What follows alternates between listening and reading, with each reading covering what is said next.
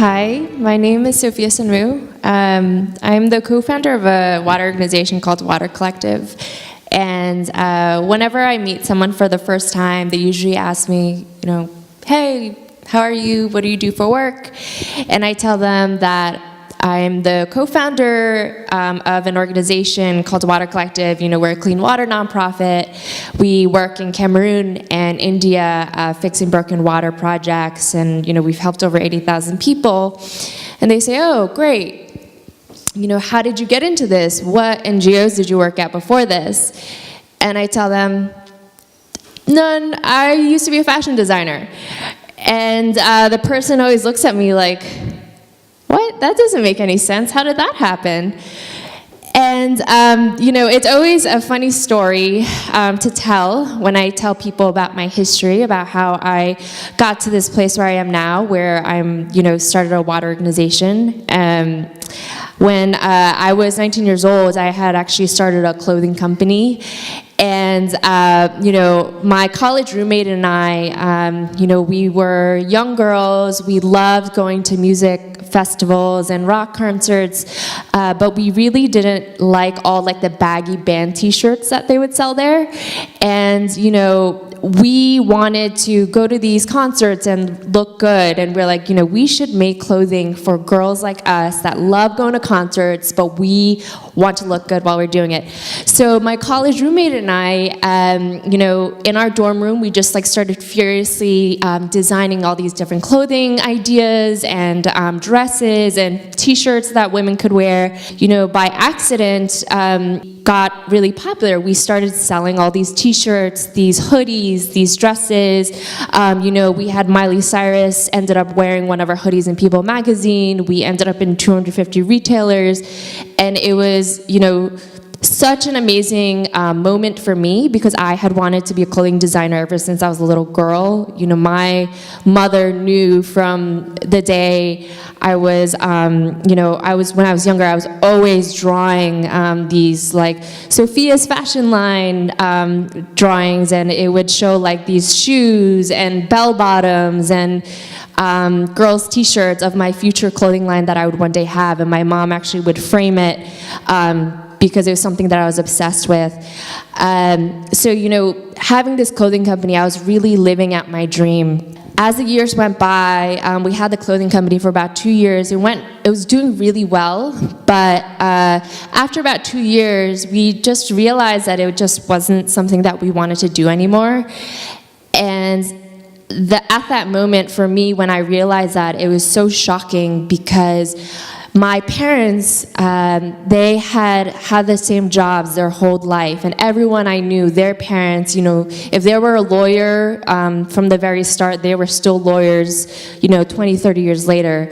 So it was really shocking to me that, I had wanted to be a clothing designer ever since I was a little girl, and then to hit this point in my life when I was 22, to already be bored by it. I was just like, what am I doing with myself? I should be ashamed of myself. Everyone I know that's an adult has never transitioned like this. So it was a really weird moment for me, and being 22, it's having no mentors or anyone to look up to, that had jumps through different types of careers in their lives.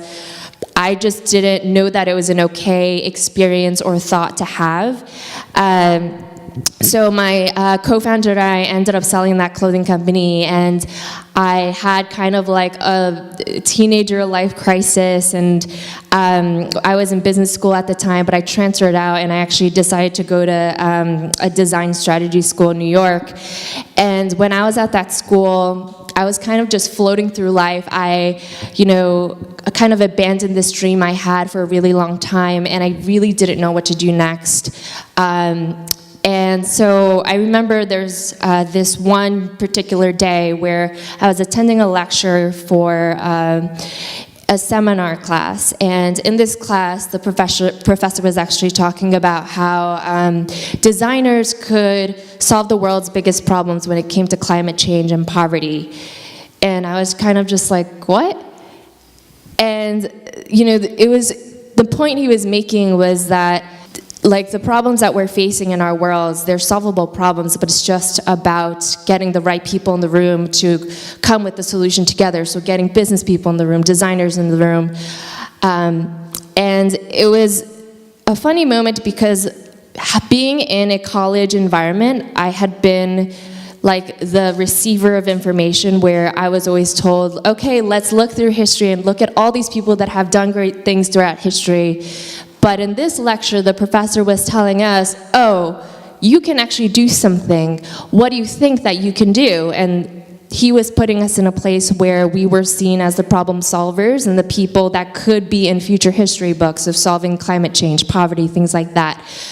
So that kind of, cracked my head open. My brain kind of exploded at that point, and from that point on, I became pretty obsessed with this idea of how can I use design to help solve the world's biggest problems. And I spent a year for my senior dissertation studying how designers could help prevent natural disasters. So places like Haiti, even New Orleans, where it's a low-income area and therefore access to first response is not as quick, access to medical supplies, things like that. Infrastructure is pretty poor. How do people protect themselves? So I spent a year, studying that and designing a solution for that. And through that process, I really figured out where is this intersection between design and solving big problems. So excited after I did that project. And of course, any typical college student, when I graduated, I took a corporate job at our consulting firm, and it was really upsetting for me. But every nonprofit job I applied to, I got rejected from. It was a place that I arrived at not because I wanted to, but because I had no choice. Everyone that I applied to rejected me. No one wanted me to work for them because I had no, technical expertise or experience working at a nonprofit. I came from a design school. But I made the best out of the situation. I was working at this corporate job. It was really stressful, but I learned a lot about project management and really built that muscle professionally.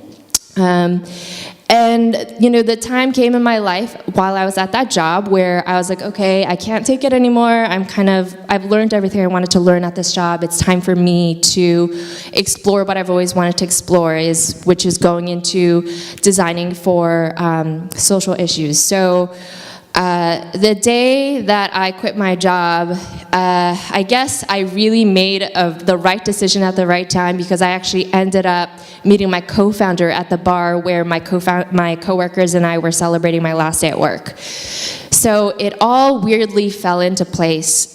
So my co-founder Josh and I, we were going back and forth. He had been in the water space since he was 15. He had traveled Kenya, Uganda, Southeast Asia, working on water projects. And he had heard that I had been an entrepreneur when I was younger and that I knew how to build companies. And he's like, well, I want to build a nonprofit. You know how to build one. Let's start talking. So from that point on, we started building this concept behind Water Collective, but it wasn't smooth sailing at all.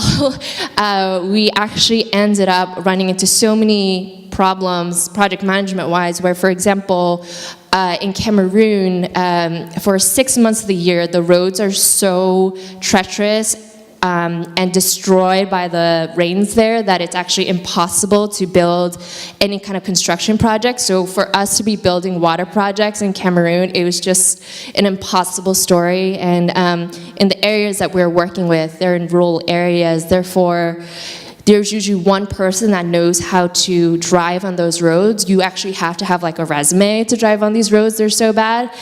So if the one person, for whichever reason, was sick, or their wife was sick with malaria, which was pretty often in Cameroon, we wouldn't have a driver at all to get pipes to construction areas and things like that. But it was interesting because this experience that I thought was totally irrelevant, working at this corporate job, I was actually able to solve a lot of these project management problems through having dealt with it for a year while I was working at this corporate past job. So it actually, ended up helping me and ended up helping me evolve this nonprofit into something that was actually very strong management-wise, and we're able to work through these problems where we're able to get a driver in there to help make sure that the projects would be finished in time and things like that. And another aspect that just really wasn't easy for us is that we're a clean water organization at the time, and we were actually trying to do all these things at once, where when it comes to the water crisis, there's so many problems. There's problems like people don't have water at all. People might have water, but it's really dirty. There's this problem of sanitation. Even if you have water, if there's poor sanitation, kids will still die from that. So we were just dealing with such a convoluted problem, and because we were dealing with a convoluted problem, we were trying to do everything at once, and the first 2 years, we were just such a hot mess when it came to our projects. We just weren't getting that much done. And one of our board members gave us some really great advice while we were trying to figure things out for ourselves. He said to us, instead of trying to do everything at once, just pick one thing and get really good at it. So we're like, okay, easy enough. So while we were, discussing what aspects of the water crisis that we wanted to specifically target, we realized that one thing that kept coming up in our brains was this aspect of maintenance. The fact that 40% of water projects in the developing world, they actually break after 2 to 5 years. Why is that happening, and how can we prevent that? What's the point of giving someone clean water if after 2 years it's going to be gone?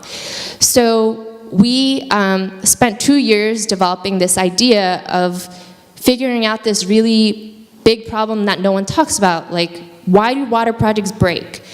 And again, it was a funny moment for me because I realized that I kept drawing from my design experience, where a bell just kind of went off in my head of, oh, the reason why these water projects are failing is because it's a design problem.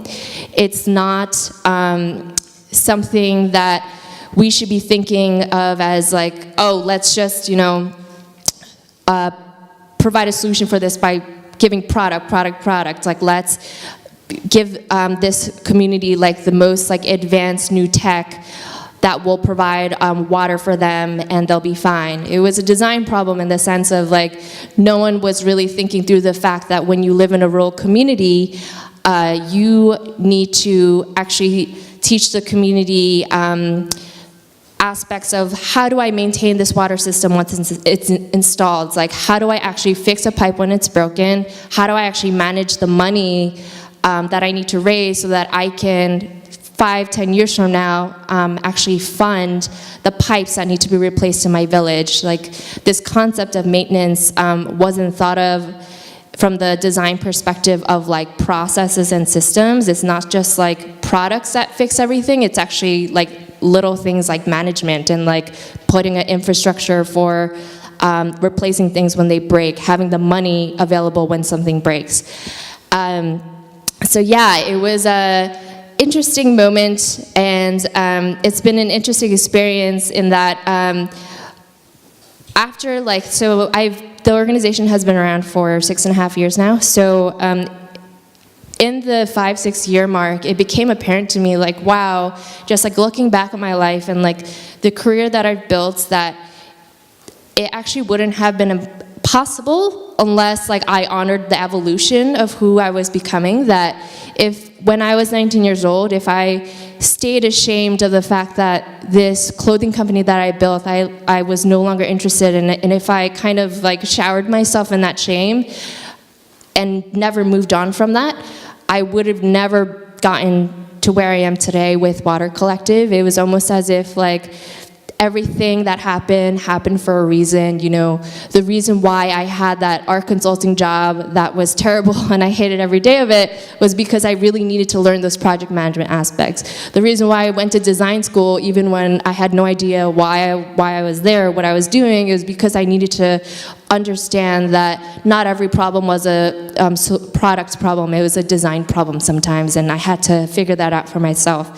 So now whenever I meet someone and I tell them that story, they kind of change their tone and they say, okay, that makes a lot of sense now. Thank you.